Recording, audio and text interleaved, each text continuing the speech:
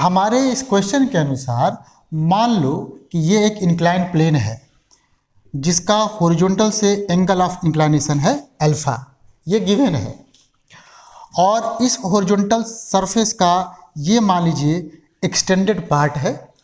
Question ये कहता है कि हमने m मास के एक बॉडी को यहाँ से इनिशियल वेलोसिटी 0 से रिलीज किया है, इनिशियल वेलोसिटी 0 से रिलीज किया है।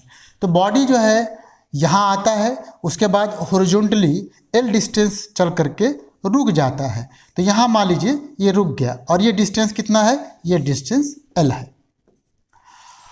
अब हमें ये निकालना है कि इस पूरे जर्नी में हमारा जो फ्रिक्शन है वो अपने बॉडी पे कितना वर्क किया, जहाँ पर फ्रिक्शन कोफिशिएंट इस पार्ट के लिए और इस पार्ट के लिए, दोनों पार्ट के लिए दिया हुआ है k।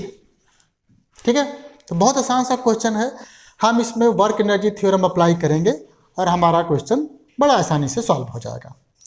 तो वर्क एनर्जी थ्योरम को अप्लाई करने के लिए अपने बॉडी का जो इनिशियल काइनेटिक एनर्जी है ऑब्वियसली वो तो 0 के बराबर है ना।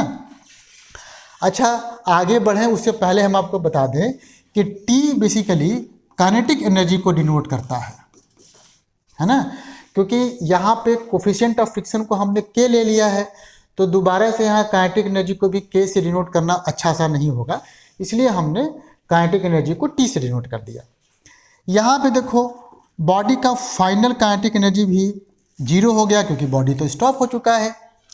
तो change in kinetic energy of the body is basically 0। अब हमको क्या करना है, अब हमें अपने बॉडी पे लगने वाले सारे फोर्सेज का वर्क निकालना है। उन सारे वर्क को मैं उनके साइन के साथ जोड़ दूंगा और जोड़ करके इसे इक्वेट कर दूंगा। तो यहाँ ज़रा ध्यान दो अब कि जैसे ही हमारा बॉडी नीचे स्लाइड करना स्टार्ट करेगा तो इंक्लाइन प्लेन पर, सपोज करो यहाँ पे है, इस पर एक फोर्स तो देखो नीचे की तरफ लगेगा mg और एक फोर्स इधर लगेगा नॉर्मल। चूँकि बॉडी हमारा इधर स्लाइड कर रहा है तो एक फ्रिक्शनल फोर्स लगेगा इधर की तरफ F, राइट। ठीक है, जब हमारा बॉडी हॉरिजॉन्टल सरफेस पर मूव करेगा तो मोशन तो इधर की तरफ होगा, यहाँ तक तो क्लियर है। दूसरी बात यह है कि इस पर एक नीचे की तरफ लगेगा mg फोर्स और इधर मान लीजिए नॉर्मल फोर्स लग रहा है n डैश। चूँकि बॉडी इधर की तरफ मूव कर रहा है तो फ्रिक्शनल फोर्स ये अपोजिट डायरेक्शन में ऐसे लगेगा। तो हमको इतना है पता है कि F और F डैश दो टाइप के फ्रिक्शनल फोर्स यहाँ पे लग रहे हैं। चलिए, अब वर्क एनर्जी थ्योरम के अनुसार मैं लिखूंगा work done on the body by normal force plus work done by gravity plus work done by frictional force equals to change in kinetic energy. देखो यहाँ पे चले आओ, नॉर्मल हमेशा इस बॉडी के वेलोसिटी के परपेंडिकुलर लगता है, तो भैया इसका वर्क डन तो 0 हो गया। यहाँ भी यही बात है, बॉडी हमारा हॉरिजॉन्टली मूव कर रहा है, नॉर्मल वर्टिकली लग रहा है, तो इसका भी वर्क डन 0 हो गया। तो कुल मिलाकर के Wn जो है अपना 0 हो गया। अब चले आते हैं वर्क डन बाय ग्रेविटी।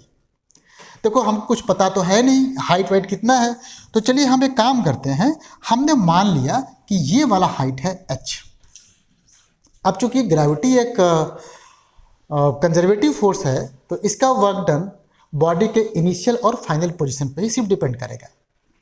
दूसरी बात कि ग्रेविटी सिर्फ यहाँ से यहाँ तक गिरते समय ही इस पे वर्क करेगा, क्योंकि इस पार्ट में ग्रेविटी का डायरेक्शन और इसके वेलोसिटी का डायरेक्शन 90 डिग्री का है। तो भैया वर्क डन बाय ग्रेविटी कितना हो जाएगा समझिए, ग्रेविटी नीचे की तरफ लग रहा है, mg नीचे लग रहा है और डिस्प्लेसमेंट भी नीचे की तरफ ही हो रहा है, तो ये हो जाएगा तुम्हारा mgh और ये है wf, और आपने डेल्टा t को 0 पहले ही निकाल रखा है तो ये हो गया 0 आपका। तो wf जो हो गया वो माइनस mgh के बराबर हो गया। अब यहाँ पर हमारे लिए सिर्फ h निकालने का है ना, सिर्फ h निकालने का काम बचा हुआ है। देखिए h कैसे निकालते हैं, उसके लिए भी हम कुछ नया नहीं करेंगे, हम सिर्फ इसी चीज़ को आगे एक्सटेंड कर देंगे। देखिए कैसे, वर्क डन बाय फ्रिक्शन निकालना है, तो भाई फ्रिक्शन तो दो पार्ट में लग रहा है, तो एक काम करते हैं हम लोग, इस इंक्लाइन प्लेन में फ्रिक्शन कितना है पहले ये निकाला जाए। उसके लिए हम mg का एक कंपोनेंट इधर की तरफ लेंगे, ये हो जाएगा mg cos अल्फा, ये सब लोग जानते हैं। और चूंकि हमारे बॉडी का इस डायरेक्शन में कोई भी मोशन नहीं हो रहा है, तो n जो है वो mg cos अल्फा को बैलेंस कर देगा। तो एक तो ये निकल गया। और हम लोग जानते हैं कि जो फ्रिक्शन होता है वो k इंटू एन के बराबर होता है, k mg cos अल्फा, ये फ्रिक्शन हो गया। अब बाकी बचा ये डिस्टेंस निकालने का। तो ये डिस्टेंस के लिए हम ऐसा करते हैं, हमको पता है कि अल्फा के सामने वाले इस साइड को हम लोग परपेंडिकुलर कहते हैं और इस वाले को हाइपोटेनस कहते हैं। तो ये बन जाएगा हमारा sine alpha equals to H upon, इसका नाम दे दीजिए थोड़ा सा, इसका नाम दे दीजिए ए बी। तो ये हो जाएगा हमारा sine alpha equals to H upon A B. तो बेटा ए बी यहाँ से निकला एच अपॉन साइन अल्फा। तो इस इंक्लाइन प्लेन में जो फ्रिक्शन है वो अपने बॉडी पे जो वर्क किया वो हो जाएगा minus mg k cos alpha, ये frictional force, into H upon sine alpha. Minus इसलिए है क्योंकि फ्रिक्शन इधर लग रहा है, बॉडी का ना डिस्प्लेसमेंट इस डायरेक्शन में है। अच्छा यहाँ पे चले आओ, यहाँ पे जब तुम एफ डैश निकालोगे, मतलब इस पार्ट में जब फ्रिक्शन निकालोगे, तो सीधी सी बात है यहाँ तुम लिखोगे के एन डैश।